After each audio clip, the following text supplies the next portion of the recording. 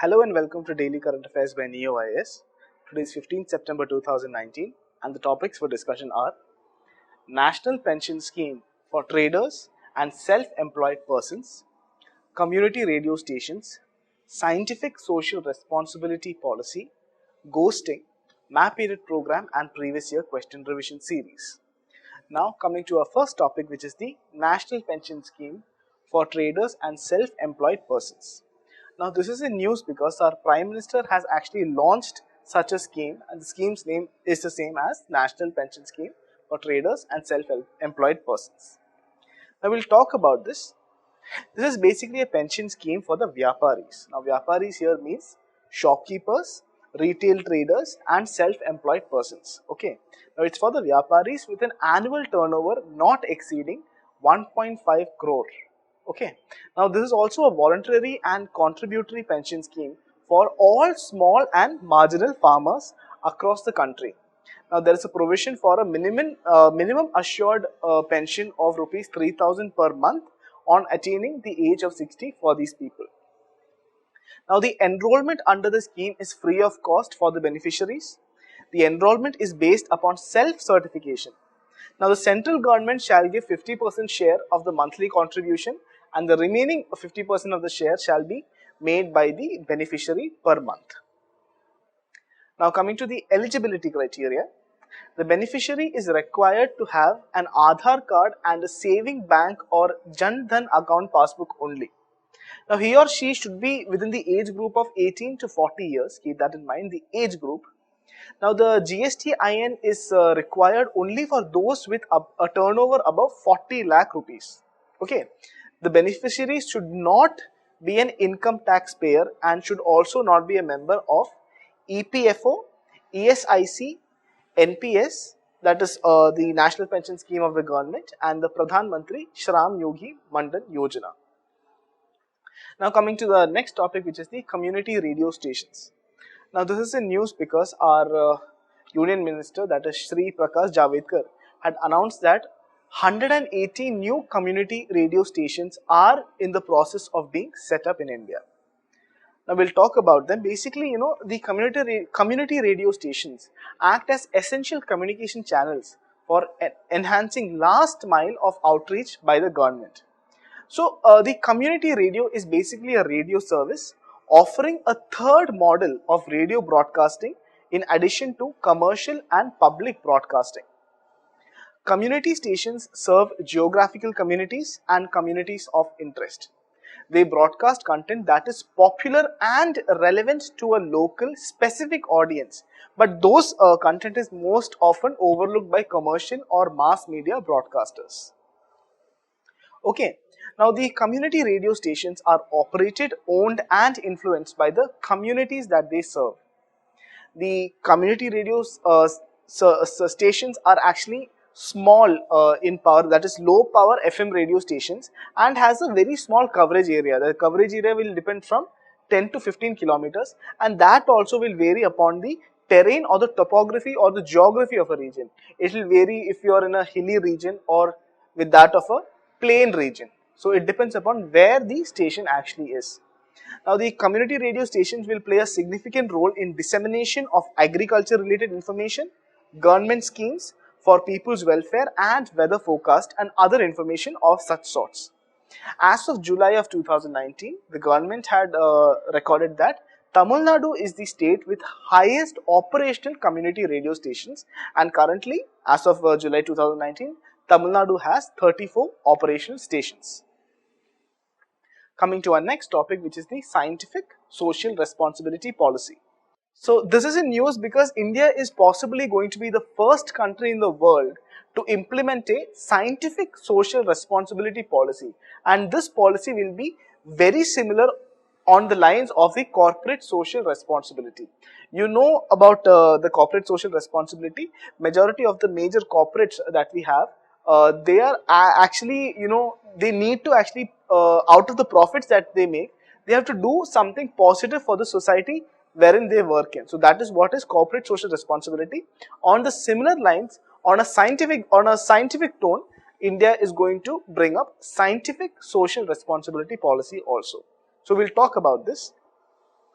The aim of this policy basically is to encourage science and technology institutions and individual scientists in the country to proactively engage in science outreach activities to connect science with the society.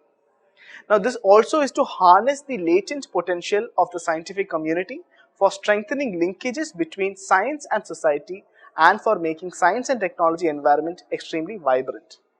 Now, it is aimed at developing a mechanism for ensuring access to scientific knowledge, transferring benefits of science to meet societal needs, promoting collaborations of individuals to individual problems and develop their individual or unique solutions.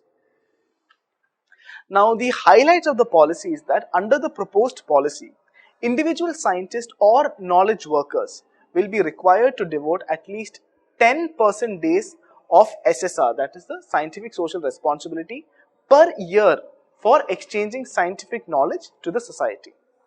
It also recognizes the need to provide incentives for the outreach activities with necessary budgetary support. It's obvious that we need budgetary support for any program to actually work successfully. So in this case also, the government will be providing some budgetary allocation for it. Now, it has also been proposed to give credit to knowledge workers or scientists for individual scientific social responsibility activities in their annual performance appraisal and evaluation. So, it's basically like if the scientists or knowledge workers are doing some social work, it is going to be counted, in their appraisal on an annual basis. Now, no institutions will be allowed to outsource or subcontract their scientific social responsibility activities and project, which means you can't outsource these projects to some other company or agency. The scientific social responsibility of any institution should be done by that institution itself. That is what we're talking about here. Okay. Now, the draft of the scientific social responsibility actually reads, the ethical obligation of knowledge workers in all fields of science and technology to voluntarily contribute their knowledge and resources to the widest spectrum of stakeholders in the society in a spirit of service and conscious reciprocity. Now, this is what is the draft in the policy. Now, a central agency is going to be established at the DST to implement the scientific social responsibility. Other ministries would also be encouraged to make their own plans to implement the SSR as per their own mandate. Now, for the implementation of this policy, a national portal will be developed up to capture societal needs requiring scientific interventions and as a platform for implementers for reporting their scientific social activities in that platform. Now, coming to the next topic, which is ghosting. Now, this is in news because basically to keep the ghost traders away, our Aadhaar authentication or physical verification will be made mandatory for new traders coming under the goods and services tax regime from January 2020 by the GST network. Okay, so we'll talk about ghosting. Now, ghosting is an illegal practice whereby two or more market makers collectively attempt to influence the stock's price. Corrupt companies use ghosting to affect stock prices so that they can profit from the price movements. Now, the industry calls this ghosting because, like a spectral image or a ghost, this collusion among the market makers is actually very difficult to detect. Now, in the developed markets, the consequences of ghosting can be extremely severe. Companies can use ghosting to either drive a stock up or down depending on their desired outcome. The goal is mutually beneficial as those involved are looking for capitalizing on the change in price for personal gains. Now, we'll talk about the difference between ghosting and insider trading. Now, while both ghosting and insider trading give particular firms or investors the ability to profit through illegal mechanisms, understand both of them are illegal, their function is actually different. Okay, with ghosting, the actors manufacture a change in the market condition by sudden increase of buying or selling of a stock. This causes stock prices to rise or fall in response to the sudden increase in trade volume. Insider trading gives these competitive firms informed of an upcoming event of an unfair advantage. Now, that will allow them to buy or sell the corresponding stock because before the public learns of this new information.